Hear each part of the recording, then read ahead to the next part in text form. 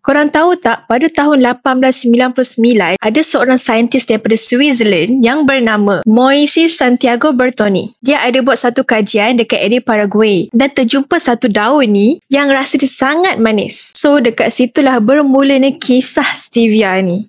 Tapi sebenarnya orang Guarani ni, area sana dah lama menggunakan daun stevia ni untuk memaniskan teh mereka. Kiranya stevia ni bukan benda baru tau, benda dah lama dah sebenarnya. Saya ni bukan orang Guarani, tapi saya dah mulakan guna stevia ni pada tahun 2022 lagi. Selepas dah bertahun-tahun hidup dengan gula putih. Mula-mula bila saya gunakan stevia ni agak rasa chaos sedikit.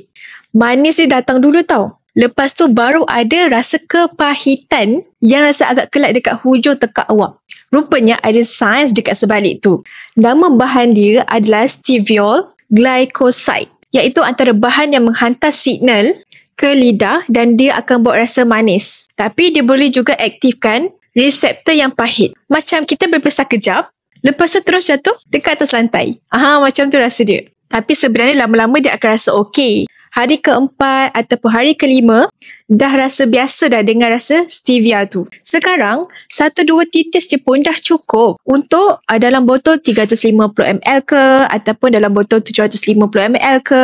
Dah cukup untuk 3 titisan sahaja. Dan selepas saya gunakan stevia ni, saya tak pandang dah gula pasir ke, susu pekat ke, apa-apa yang manis. Yang saya guna sekarang ni adalah stevia scalavia. Ini botol dia. Dalam satu kotak, dia ada 3 botol.